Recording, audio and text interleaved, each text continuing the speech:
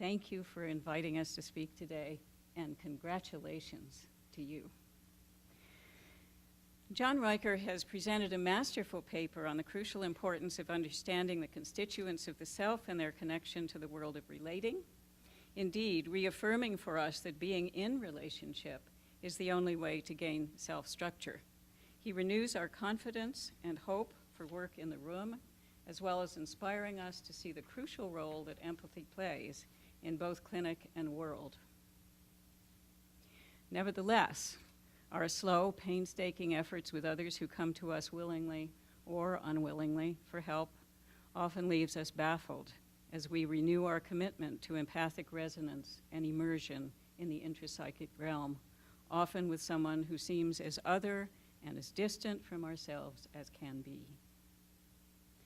Too often, in the dread and apprehension that can arise when treating populations that seem unlike ourselves, we resort to techniques that we have been taught and that are surely sometimes useful, but that take us away from the ground of our being,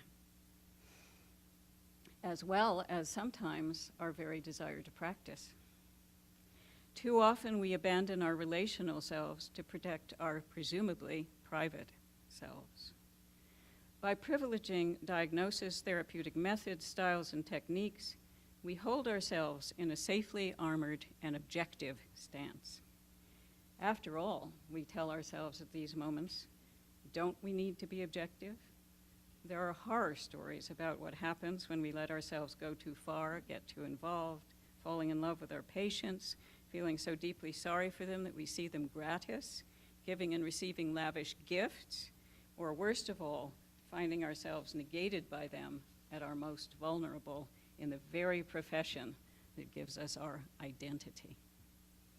We must be careful. Insurance and ethics and our very need for survival tell us so. This is a dangerous field, and many of us choose it because we are ourselves wounded and long for healing. How are we to navigate these deep and swirling waters?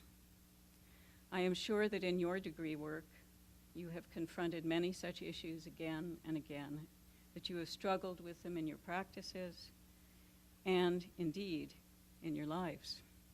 I am sure you have worked with patients who are not open to much insight, that you have let them down and felt let down by them, and that you have experienced burnout, and if you haven't, you will. I am a classicist, as well as a psychoanalytically informed relational self-psychologist. And John likes concepts, I like to tell stories. I am perennially interested in how psychoanalytically astute ancient Greek literature was long before the advent of psychoanalysis.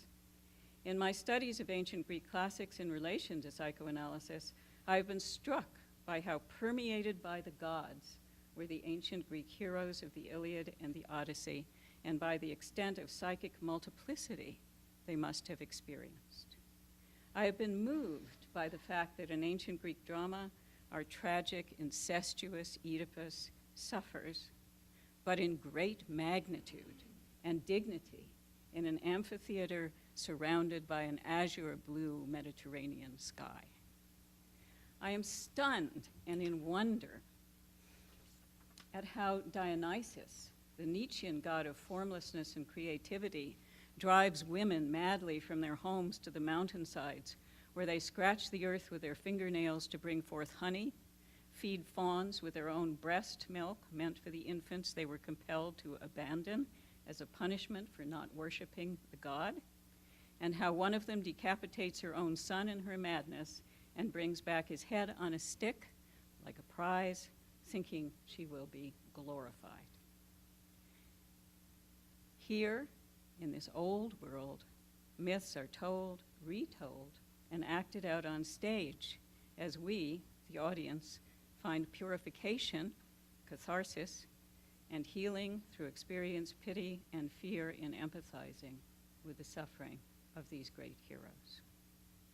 Through experiencing their unremitting and irreconcilable conflicts, we are renewed and redignified, which means made worthy again, for another cycle of seasons.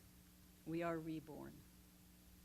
These myths are told, retold, and reenacted on stages near healing centers, with healing streams running nearby.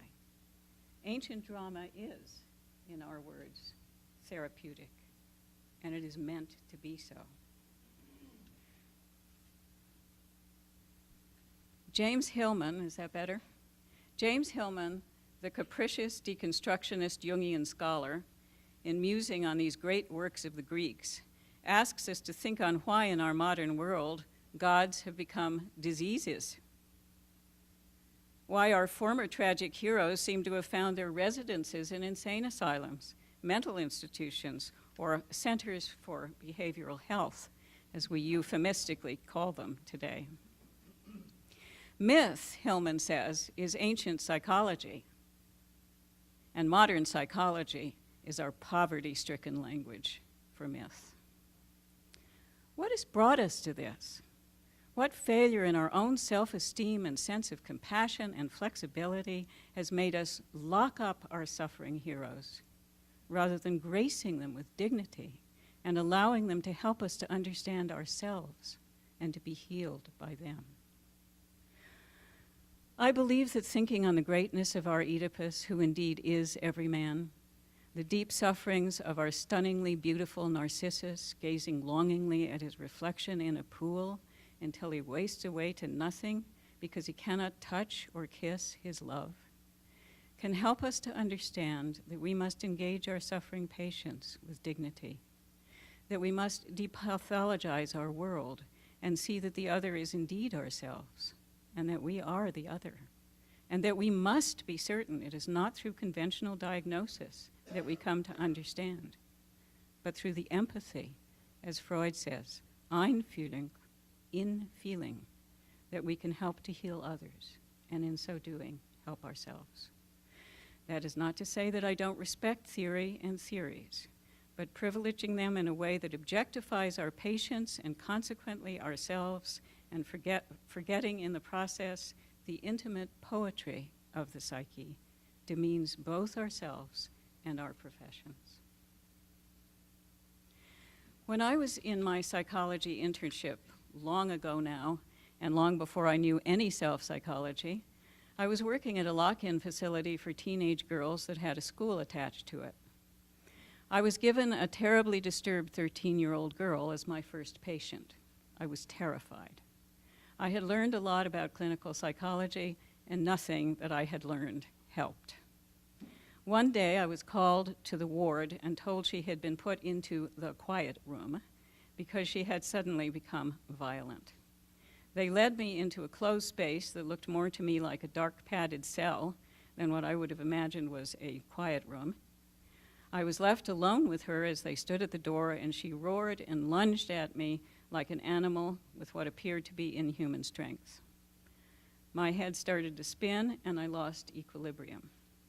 But somehow, in my naivete, I walked directly toward her, and she collapsed suddenly, sobbing. I put my arm around her shoulder. Later that day, I asked my supervisor whatever had possessed him to give me such a patient as my very first case. He said to me, "Because you're the only one who can help her." He then said that others were too full of their own experience with patients like this, too burned out, too rigid with the rules of the institution to make a difference. Months later, this same girl wanted to fly to a family wedding by herself, and as you can imagine, there was much discussion about it. I advocated for her to go, and the decision was made that a mental health worker should accompany her to the airport and a family member would pick her up. Much as she desired to go, she was as apprehensive to go all by herself as we were to send her. I gave her my wristbands, the ones that are supposed to keep one from air sickness. She wore them, managed the trip successfully, and the day she came back, before we had met again, she continued to wear them happily. In school, I was called that day by her teacher, who handed the wristbands to me disapprovingly, saying that my patient had been punished because she had stolen them from me. I told her I had given them to her to wear. She said, "Such things are forbidden." I think both my patient and I felt shame and rage. My patient decompensated.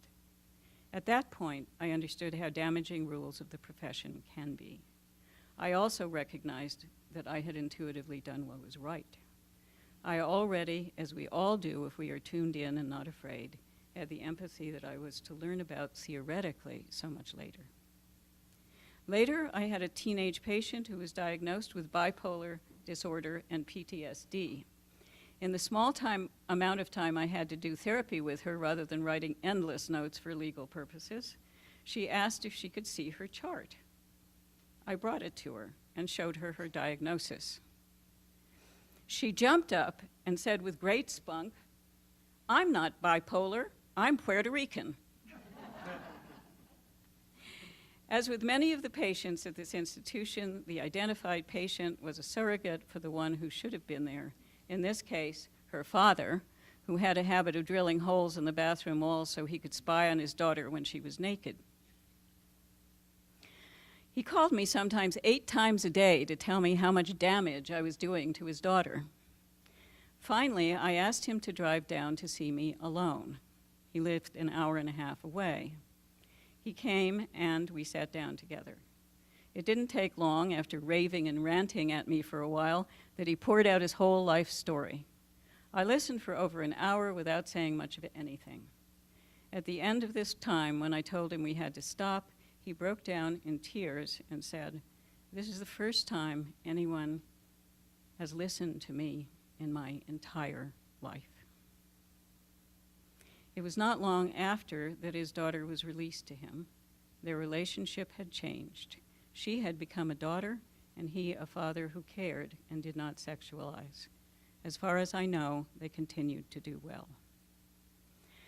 The last patient I want to mention was another 13-year-old in the long-term lockup ward whom the mental health workers had once again thrown into the quiet room because she was drawing frightening pictures of purple crabs and pasting them all over her walls.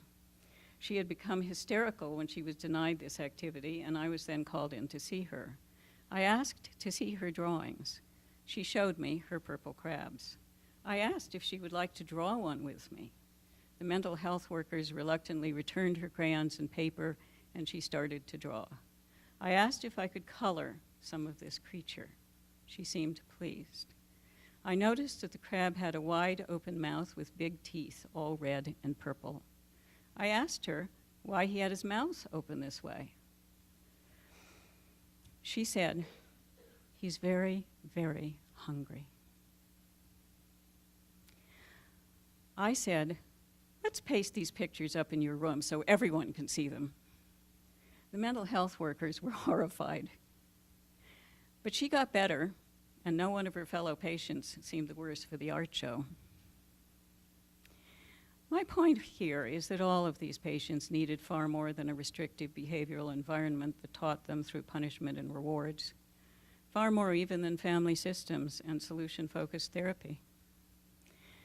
These are just small examples that I've encountered in my lifetime of work that have showed me that in this clinic, and I suspect many of those in which you have worked, although I do hope things have changed by now, there was no recognition of the power of empathy, understanding, and listening to heal others, even those that are not like us garden variety neurotics, with whom it is not so difficult sometimes to identify and empathize. But it's not just in the clinic. Recently, I was asked to teach a day on self-psychology to a group of master's degree students in counseling psychology and assigned them what I consider a revolutionary paper by Richard Geist entitled Connectedness, Permeability, and the Development of the Self, in which he relates a story about a patient whom he helped to regress and fully depend on him. He mentions that after much time of intimate self-object relating and much gathered strength on the part of his patient, as he allowed her to be the child she needed to be before she could grow into adulthood, he one day said, without thinking, "This is an asymmetrical relationship, you know." She said, "You're just like Tim," her boyfriend, and Dr. T, and all the others, and I had thought this was maybe going to be different, but it isn't worth talking about because you won't understand it anyway, and there's no relationship here. I just deluded myself into thinking there was, or you deluded me into thinking there was. I acknowledged that my heartbreaking comments must make her feel like not even trying. That is correct, Deborah informed me, but it's up to you to fix things. I, she said, have checked out. Relational negation, Dean Levy might say, at its most stark. When she later kept insisting that Dr. Geist didn't care, he admitted that he had had a dream about her in which he was searching for her in a deep forest and was unable to find her. Recognizing that if he dreamed about her, she must indeed be a part of him, the rupture was repaired, and they went on. One of the MA students said, as I finished, "This is terrible. To let a patient become so dependent on one, it's dangerous. They will take up all your time. It's exhausting. They will never get well, and you will just get burned out. This is a terrible form of therapy." If I have one message for you today, as you embark on this perilous voyage with others to what seems sometimes an underworld, it is that this kind of work gives you back energy time and time again. Even when we feel hopeless, even when we feel worn down and exhausted, even when we are sure we have made a dreadful mistake, the self is always a self in relation, active, participating in the eros of life. Of course, we need skill, and skill in ancient Greek is the same word as art, which is what this profession is. And yes, one needs years of experience and then some, and we are always prone to feeling our own imperfections. But do not sell yourself or your patients short by pathologizing them or considering them to be somehow lesser beings unworthy of your audience and participation. It is only through being with them, practicing empathic restraint, common sense, and working with the whole of your being that both you and they will grow, and that you will touch into their and your own humanness to experience what it means to be, as Kohat says, a tragic and not a guilty self, a self that knows its own existential reality and is tinged with a sense of melancholy in recognizing that it must work within the limits of its own mortality. Through your empathy, courage, and willingness to take risks on this perilous path, your patients can be restored to a heroic dignity, and perhaps as you work in the third field, feel touched by the gods that surround you both. Thank you.